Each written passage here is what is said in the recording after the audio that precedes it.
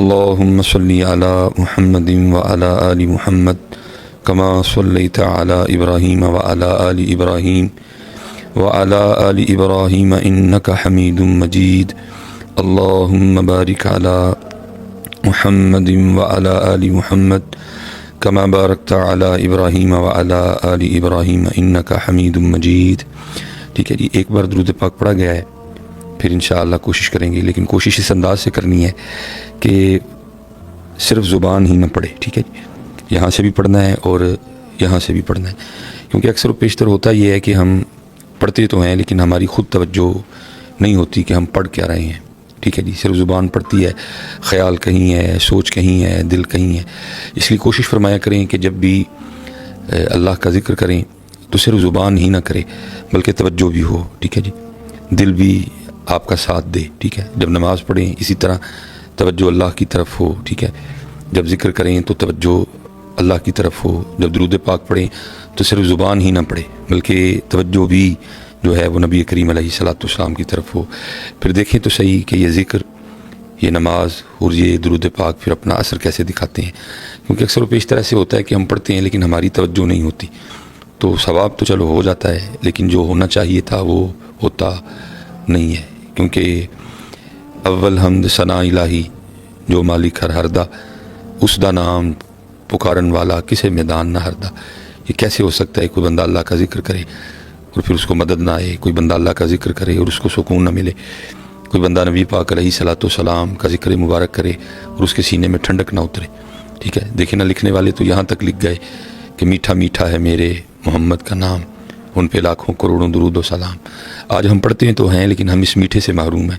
اس کی ایک وجہ کیا ہے کہ صرف یہاں سے پڑھتے ہیں. اس لیے کوشش فرمایا کریں جب پڑھیں تو مکمل ہو کے پڑھیں. اور اس کا طریقہ یہ ہے کہ جب محفل ذکر میں آئیں، جب نماز پڑھنے کے لیے مسجد میں آئیں تو پہلا کام یہ کیا کریں کہ سوچوں والا بٹن بند کر دیا کریں. کیونکہ ہم آ تو جاتے ہیں لیکن ہم نے سوچوں والا بٹن نہیں بند کیا ہوتا. اس لیے ہم تو مسجد میں ہوتے ہیں لیکن ہم مسجد میں نہیں ہوتے. ہم تو ذکر کی محفل میں بیٹھے ہوتے ہیں لیکن ہم ذکر کی محفل میں نہیں ہوتے. اس لیے پھر ہوتا کیا ہے، خالی آئے خالی چلے گئے. باقی میرا دل تو اس بات کو ماننے کو تیار نہیں ہے کہ کوئی بندہ اللہ کے گھر آئے اور وہ واپس خالی چلا جائے، کوئی بندہ اللہ اور اللہ کے رسول کے ذکر کی محفل میں آئے اور وہ خالی چلا جائے. لیکن ہوتا کیا ہے کہ ہم صرف یہاں سے آتے ہیں، نہ یہاں سے آتے ہیں اور نہ یہاں سے آتے ہیں. اس لیے کوشش فرمایا کریں کہ جب مسجد میں آئیں تو باہر سے کنیکشن کاٹ دیا کریں. کوشش کریں کہ اس کنیکشن کو اللہ سے جوڑیں. ٹھیک ہے جی، جب نبی کریم علیہ السلام کا ذکر کرنے لگیں تو کوشش فرمایا کریں کہ باہر سے کنیکشن کاٹ دیا کریں. توجہ بھی جو ہے وہ نبی کریم علیہ السلام کی پاک جناب کی طرف ہو. اور پھر دیکھیں حضرت پھر ہوتا کیا ہے، کیونکہ مسجد وہ جگہ ہے کہ این درگاہ ماں درگاہ نومیدی نیست، یہاں آنے والا کبھی کوئی خالی نہیں گیا ہے. لیکن شرط یہ ہے کہ کوئی آئے تو صحیح نا. ٹھیک ہے، اب دیکھیں نا، مثلاً ہم خود کو جو مرضی سمجھے بیٹھے ہیں، اپنے نام کے آگے پیچھے پتہ نہیں ہم نے کیا کیا لگا رکھا ہے. لیکن ہمارا حقیقی سٹیٹس جو قرآن کریم بتا رہا ہے وہ کیا ہے، یا ایھا الناس، اے لوگو، انتم الفقراء الی اللہ، تم سارے اللہ کے فقیر ہو. تو ہم سارے اللہ کے فقیر ہیں. ٹھیک ہے جی، میں اپنے آپ کو کیا سمجھتا ہوں، آپ اپنے آپ کو کیا سمجھتے ہیں، وہ آپ اور میں ہی سمجھتے ہیں. باقی ہمارا حقیقی سٹیٹس کیا ہے، فقیر. اور پھر صرف فقیر ہی نہیں، فقیر بھی کیسا کہ جو مٹی سے بنا ہے. ٹھیک ہے جی، جس کی آنتوں میں پخانہ ہے، جس کے مثانے میں پیشاب ہے. ٹھیک ہے جی، جو بولے تو منہ سے اکثر و بیشتر تھوک گرتا ہے. ٹھیک ہے جی، اور جس کے پھیپھڑوں میں بلغم ہے، جس کی رگوں میں خون گردش کرتا ہے. ٹھیک ہے، اور جس کے پتے میں صفرا ہے اور جس کی تلی میں سودا ہے. صرف فقیر نہیں ہے. اتنا تو ہمارے گھر کا گٹر نہیں گندا، اتنی تو ہمارے محلے کی نالی نہیں گندی، کیونکہ اس میں بھی اتنی گندگی نہیں ہے جتنی گندگی ہم اپنے اندر لیے گھوم رہے ہیں. لیکن پتہ نہیں ہمیں کس چیز کی آکڑ ہے یا ہمیں کس چیز کا تکبر ہے. میں کہتا ہوں اگر کوئی چیز ہو بھی تو پھر بھی تکبر کی اجازت نہیں ہے، پھر بھی اکڑنے کی اجازت نہیں ہے. ہم میں تو ایسا ہے ہی کچھ نہیں. ٹھیک ہے جی، ہر وقت اتنا گند لے کے ہم گھوم رہے ہیں. یہ تو پتہ نہیں میرے اللہ کی ذات نے ادھر کیا لگا رکھا ہے کہ اندر کی جو گندگی ہے اس کی بدبو باہر نہیں آتی. اگر یہ بدبو باہر آنا شروع ہو جائے تو ہم سارے اپنی بدبو سے مر جائیں. پتہ نہیں ہمیں کس چیز کا تکبر ہے، یہ ہماری گردنوں میں سریے کس چیز کے ہیں، یہ ہمیں ایسا کیا لگ گیا ہے کہ جو ہم زمین پہ اتنا کھڑ کھڑ کے چلتے ہیں. اور اسپیشلی آپ یاد رکھیے گا جو نمازی احباب ہیں، یہ کم و بیش 6 سے 7 سال اس گناہ گار کو بھی ممبر شریف اور مصلی شریف کی خدمت کا اللہ نے موقع دیا. ممبر شریف کی خدمت تو ابھی بھی کرنے کی کوشش کر رہا ہوں، لیکن مصلی والا معاملہ جو ہے وہ اس طرح نہیں ہے جس طرح پہلے تھا، کیونکہ پیر و مرشد کی طرف سے حکم تھا کہ اذان بھی خود کہنی ہے، اور عصر اور عشاء کی سنتوں کے حوالے سے بھی آپ کا حکم بڑا سخت تھا. تو کیونکہ اذان بھی خود کہی ہوتی تھی، اذان دینے کے بعد پھر میں نے وہ سنتیں جو ہے وہ شروع کرنی، اور ظاہر ہے کافی دیر پہلے میں نے فارغ ہو جانا اور پھر میں مصلی پہ بیٹھ جایا کرتا تھا. اور پھر میں نے نمازیوں کا مسجد میں آنا دیکھ کے حیران ہونا کہ یہ جو چال چل کے ہم مسجد میں آ رہے ہیں، اللہ کے بندو یہ چال تو باہر روڈ پہ بھی چلنے کی اجازت نہیں ہے. یہ اوپر والا بٹن کھلا ہے، ٹھیک ہے جی، وہ سینہ چوڑا ہے، کندھے چوڑے ہیں. ایک سریہ تو ہم نے ویسے ہر وقت اپنی گردنوں میں ڈال رکھا ہوتا ہے، اور ایک ہم نے اسپیشل مسجد کے لیے رکھا ہوتا ہے جو ہم نے صرف مسجد میں ڈال کے آنا ہے. وہ بندے اللہ کے، تو فقیر ہے، تو فقیر بن کے آ، تو فقیر ہے، تو فقیر بن کے آ. یہ تو کیا بن کے آ رہا ہے اللہ کے بندے؟ اور یہ تو کس کو دکھا رہا ہے؟ یہ کوٹ، یہ کپڑے، یہ دکھا کے ہم لوگوں کو متاثر کر سکتے ہیں. یہ اوپر والا بٹن کھول کے اور یہ سینہ چوڑا کر کے ہم یہ لوگوں کو کچھ دکھا سکتے ہیں. اللہ کو کیا دکھانا چاہتے ہیں ہم؟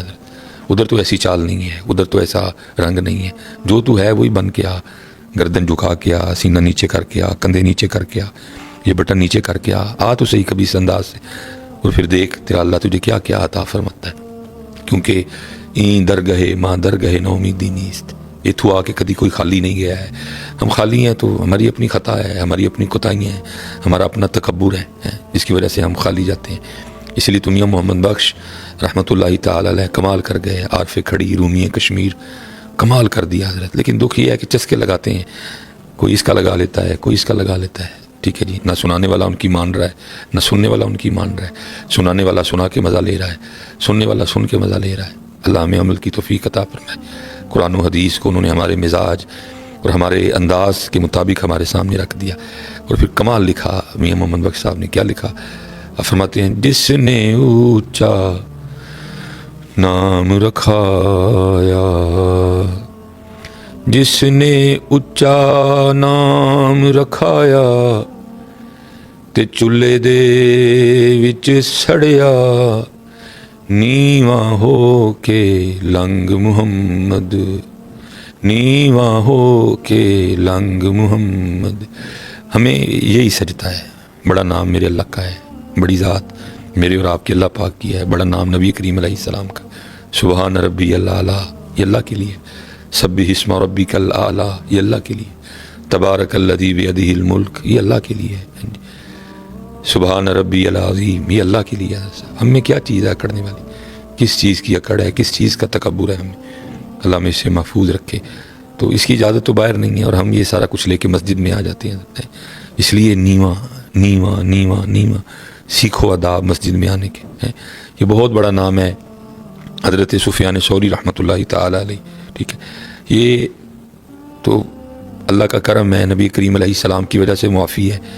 نہیں تو اللہ مجھے معاف کرے، جیسے ہمارے معاملے ہیں ہمیں نام لے لے کے مسجد سے اٹھا دیا جائے، چل نکل، تجھے تو ہمارے گھر میں آنے کا طریقہ بھی نہیں آتا ہے. بہت بڑا نام ہے سیدنا سفیان ثوری رحمۃ اللہ تعالی علیہ.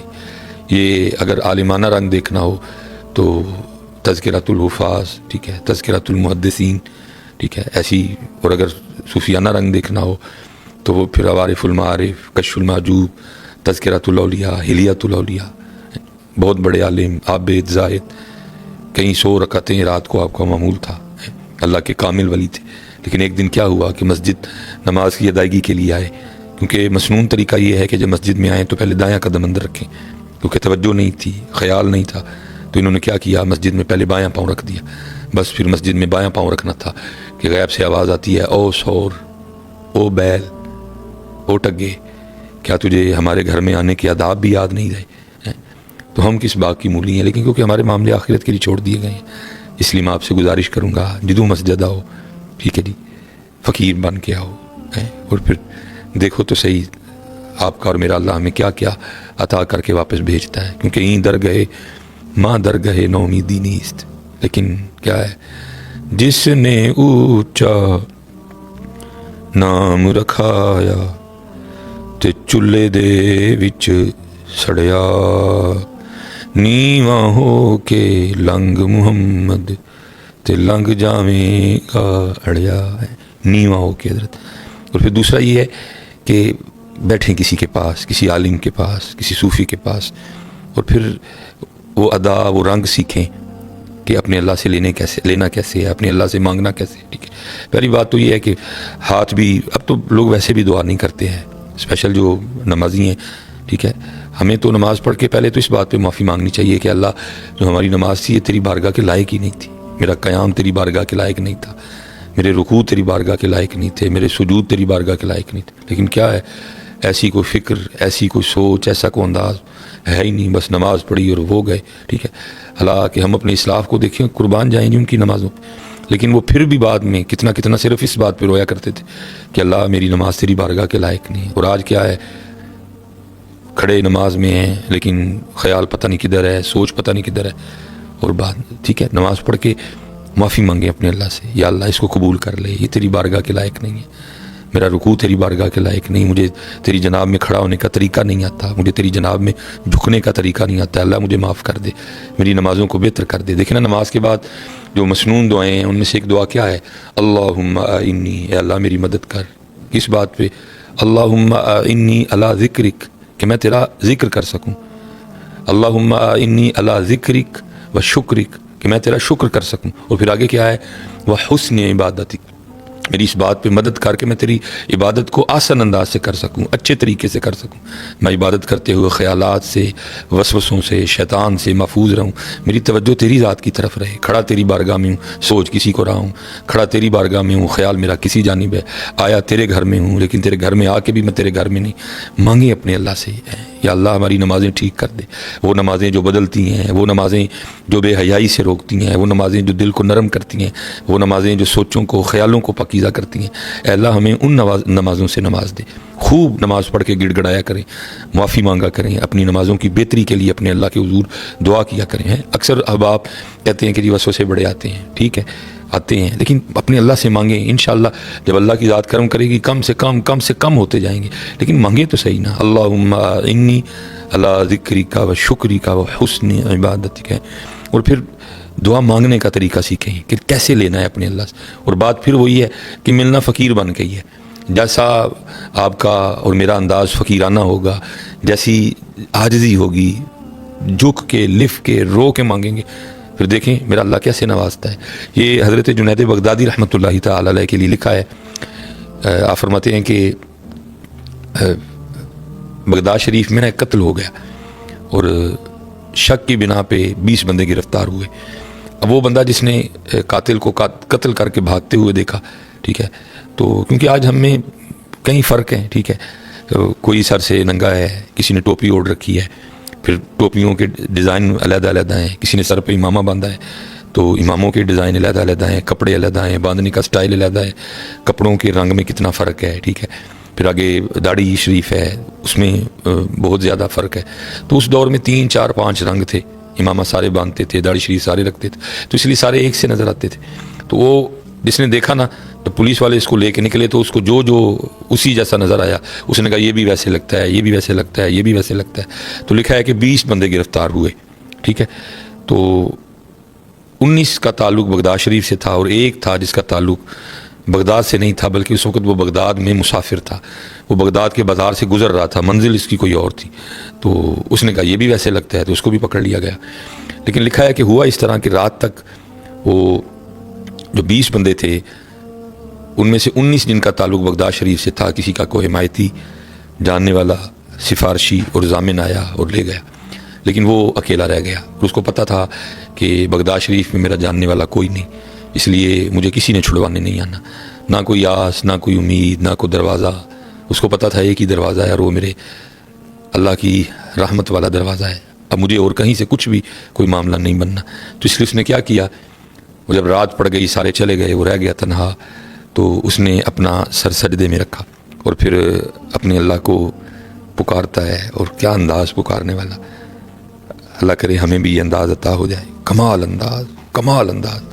اللہ کی بارگاہ میں عرض کرتا ہے، رب کریم تو جانتا ہے کہ یہ قتل میں نے نہیں کیا، اور وہ جو 19 چلے گئے ہو سکتا ہے ان میں سے کوئی قاتل ہو، لیکن ہوا اس طرح کہ کسی کا کوئی جاننے والا، کسی کا کوئی حمایتی، کسی کا کوئی سفارشی، کسی کا کوئی جاننے والا، کسی کا کوئی ضامن آیا اور لے گیا. اے رب کریم میں تو بغداد شریف میں مسافر ہوں، جاننے والا کوئی نہیں، حمایتی کوئی نہیں، سفارشی کوئی نہیں، ضامن کوئی نہیں، اس لیے میرا حمایتی بھی تو، میرا سفارشی بھی تو، میرا جاننے والا بھی تو، میرا ضامن بھی تو، بار بار روتا جائے اور اپنے اللہ کو پکارتا جائے۔ سچ بتائیے گا، کیا کبھی ہم نے اس انداز سے اپنے اللہ کو پکارا؟ کیا کبھی اس انداز سے ہم نے اپنے اللہ کو اپنا دکھ سنایا؟ کیا اس انداز سے ہم نے اپنے اللہ کو اپنا دکھڑا سنایا؟ نہیں۔ پہلی بات تو مانگتے کوئی نہیں، اور اگر مانگی بھی تو بس عارضی سی، اور دل میں کئی خیال، اگر اللہ نے نہ دیا تو یہ کر لیں گے، وہ کر لیں گے، ایسے کر لیں گے، ویسے کر لیں گے۔ نہیں، وہ رو رہا ہے، اور ظاہر ہے جی میرے اللہ کا ایک نظام ہے، اور وہ نظام پھر حرکت میں آیا، اور وہ دور تھا عباسی خلیفہ ہارون الرشید کا، اور ہارون اپنے بستر پہ لیٹا میٹھی نیند کے مزے لے رہا تھا، اور اس کا بستر، اس کا پلنگ ہلا، ٹھیک ہے، اور وہ ہمارے خوف کے اٹھ بیٹھا کہ شاید زلزلہ آ گیا، لیکن جب اٹھا تو ایسی کوئی بات ہی نہیں تھی، اور کان میں آواز پڑتی ہے، ہارون تو یہاں میٹھی نیند کے مزے لے رہا ہے، اور وہاں میرا بندہ رو رو کے مجھے پکار رہا ہے، جا جا کے اس کو رہا کروا۔ اب ہارون کے دل میں یہ خیال آیا، کیا بندہ ہوگا وہ، ٹھیک ہے، سارا بغداد بھرا پڑا ہے، علماء ہیں، صوفیاء ہیں، وزراء ہیں، گورنر ہے، ٹھیک ہے، کتنے کتنے ہیں، لیکن اگر اٹھایا بھی گیا، جگایا بھی گیا تو بادشاہ وقت کو جگایا گیا، کیا ہوگا، کیا اس کا مقام ہوگا اللہ کی بارگاہ میں؟ اس لیے ہارون نے نہ سر پہ کچھ پہنا اور نہ کچھ پاؤں میں پہنا، اور اسی طرح بھاگا قید خانے کی طرف، جا کے دروازہ کھٹکھٹایا، قید خانہ کھلوایا، اور ایک ایک قید خانہ، ایک ایک کمرہ اس نے دیکھا، لیکن کوئی ایسا بندہ نہیں اس کو نظر آیا جو وضاقتہ میں اللہ کا ولی نظر آئے، یا اس پہ اللہ کی دوستی کے آثار نمایاں ہوں، جس کو دیکھے وہ چہرے سے ہی عجیب و غریب نظر آئے۔ کئی بار اس نے دیکھا، کیونکہ اس کو اس کمرے کی جانب نہیں لے جایا گیا، سپاہیوں کا خیال تھا کہ شاید سارے جا چکے ہیں، وہ جو پکڑے گئے صبح، ان کو پتہ نہیں تھا کہ ایک اندر ہی موجود ہے۔ اب جب ہارون نے کئی بار کمرے چیک کیے، کچھ نہیں ملا، اور جب وہ مایوس ہو کے لوٹ رہا تھا تو وہ اس سائڈ سے گزرا، تو اس کے کان میں اس کی آواز آئی، اے رب کریم تو جانتا ہے کہ میں نے قتل نہیں کیا، وہ جو 19 چلے گئے ہو سکتا ہے ان میں سے کوئی قاتل ہو، لیکن کسی کا حمایتی، سفارشی، جاننے والا، ضامن آ گیا اور ان کو لے گیا۔ اے رب کریم میرا تو بغداد میں کوئی نہیں، اس لیے میرا حمایتی بھی تو، میرا سفارشی بھی تو، میرا جاننے والا بھی تو، میرا ضامن بھی تو۔ ہارون سمجھ گیا کہ اس کی وجہ سے مجھے اٹھا کے بھیجا گیا ہے۔ اس نے دروازہ کھلوایا، اس کو سجدے سے اٹھایا، سینے سے لگایا، اور اس کو کہنے لگا، او بڑا ہی تو کو زور والا ہے، ایسی اللہ کی بارگاہ میں تیری سنی جاتی ہے کہ سویا ہوا بادشاہی اٹھوا لیا تو نے، چل میرے ساتھ۔ اس کو محل لے گیا کہ اب آرام کر، فجر میں ملاقات ہوگی۔ جب فجر بھی اس نے پڑھی، ہارون نے بھی پڑھی، فجر کے بعد اس نے اپنے وزیر کو بلایا اور بلا کے کہا، جاؤ اس کو نہلاؤ، اس کو غسل کرواؤ، خوبصورت کپڑے پہناؤ اور میرے دربار میں لے کے آؤ، اور ساتھ ایک بندہ جا کے بغداد میں اعلان کروا دے کہ آؤ آؤ، آ کر اس بندے کو اپنی آنکھوں سے دیکھو جس کی ضمانت خود اللہ نے دی ہے۔ جب کوئی اتنی شدت سے، اتنے دل سے، اتنے مان سے، اتنے یقین سے اپنے اللہ کو پکارتا ہے تو پھر اللہ اس کے لیے سوئے ہوئے بادشاہ بھی اٹھوا دیتا ہے۔ لیکن پہلی بات تو پکارتے نہیں، اور اگر پکاریں تو نہ یہ انداز، نہ یہ عاجزی، اور نہ کچھ ایسا۔ اب میں پھر ادھر میاں صاحب کو ہی پڑھوں گا، کمال کر گئے میاں صاحب حضرت۔ ظاہر ہے جی کسی کے پاس بیٹھ کے سیکھا تھا، اور پھر کیا کہتے ہیں میاں صاحب، قربان جاؤں، در تیرے تے میں اڑیاں کرساں، در تیرے تے میں اڑیاں کرساں۔ اے اللہ آج تجھ سے مانگتے ہوئے میں تیری بارگاہ میں ایسے ضد کروں گا جیسے ایک چھوٹا بچہ اپنے ماں باپ کے سامنے ضد کرتا ہے، حالانکہ تو میرا اللہ ہے اور میں تیرا بندہ ہوں۔ میں آج تیری بارگاہ میں ایسے ضد کروں گا جیسے ایک چھوٹا بچہ اپنے ماں باپ کے سامنے ضد کرتا ہے، اور پھر اس کی ضد کے سامنے اس کے ماں باپ مجبور ہو کے اس کی بات کو مانتے ہیں۔ تو اللہ تجھے مجبور تو کوئی نہیں کر سکتا، لیکن یہ ہے کہ تو میرا اللہ ہے اور میں تیرا بندہ ہوں۔ در تیرے تے میں اڑیاں کرساں، تے جیویں بال ایانا، ایک نکی جئی ضد کر بیٹھی۔ اب دیکھیں ذرا میاں صاحب کی عاجزی، ہیں مذکر مرد ہیں لیکن صیغہ اپنے لیے مونس کا بولا، یہ نہیں کہا کہ ضد کر بیٹھا اور عاجزی کر گئے۔ در تیرے تے میں اڑیاں کرساں، تے جیویں بال ایانا، ایک نکی جئی ضد کر بیٹھی میں خالی نہیں جانا، ایک نکی جئی ضد کر بیٹھی میں خالی نہیں جانا۔ اس لیے اپنے اللہ کو پکاریں، اپنا دکھ، اپنا درد، اپنی تکلیف اپنے اللہ کو سنائیں۔ اور جہاں سے بات شروع کی تھی بات میں پھر ادھر ہی ختم کروں گا کہ صرف یہاں سے نہیں سنانا، یہاں سے بھی سنانا ہے۔ اور جس دن آپ نے یہاں سے سنانا شروع کر دیا اپنے اللہ پاک کو، پھر دیکھیں ہوتا کیا ہے۔ اللہ ہم سب پہ رحم کرے، اللہ ہم سب پہ اپنا فضل کرے، اللہ ہم سب پہ اپنا کرم کرے۔ وما علینا الا البلاغ المبین۔